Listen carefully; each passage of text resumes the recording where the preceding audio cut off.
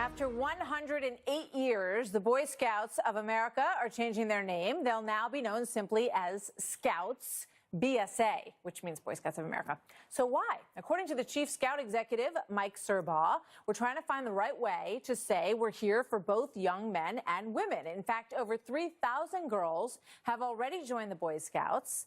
There is, of course, the Girl Scouts as well, and they're still the Girl Scouts. They're not too happy about this. Here to react is Governor Mike Huckabee, former Arkansas governor, Fox News contributor, and former Boy Scout, no doubt. I'm sure you were an excellent Boy Scout, Governor Huckabee. What do you think about this?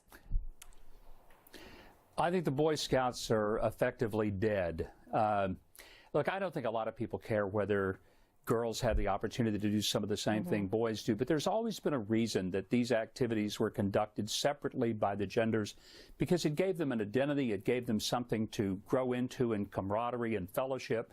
For the same reason you have fraternities and sororities, and they're not necessarily mixed in the college campuses. I know this will come as a real shock to a lot of modern people, but there really is a difference between boys and girls and the way they think and the way they grow up and the interests that they have. You know, I got to tell you, I don't have any problem with this. You know, I think the Boy Scout, why not be Scouts? Why can't the girls and the boys be Scouts together? And actually, when they get into high school, they do divide them up by gender, again, in this organization. I think it's toughest for the Girl Scouts because they feel betrayed by this, and they feel like it's going to hurt their organization. And I think it will hurt their organization. But when you say they're going to go back to gender separation when they're older, that seems to me the most logical time that there wouldn't be gender separation. The time to enjoy that camp out with the guys and for the girls to do the things that the girls would rather do. Well, maybe that's what they're trying to avoid. They don't want to have the camp out with the boys and the girls. That's the problem. So they have to separate. It's pretty obvious why they have to separate them when they get into high school, I would say. You know, it's... Yeah, but I mean, Boy Scouts do the campouts. Look, I don't think it's going to cause the membership to go up. I think it's going to cause the membership to go down. They've lost more than half their members over the past 10 years. Girl Scouts are struggling. I don't think this is going to cause a lot of parents to say, gee, that's just what I was hoping for.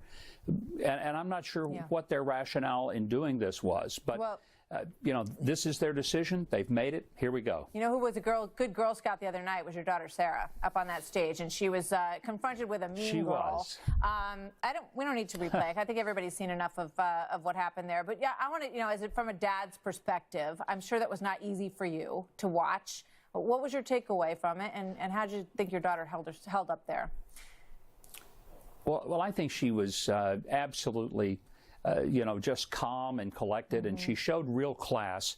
I think the tough part was that she was an invited guest. It was one thing, she knew it was going to be tough, but to put her on the head table and then subject her to that kind of ambush and bullying, I thought was inappropriate, but she handled it well, and I'm not surprised. She's a tough kid. She is, and I think she, you know, she was so stand-up herself. She was a better stand-up that night than the comedian. Governor Huckabee, it's always a pleasure to chat with you. Thanks for being on The Story tonight.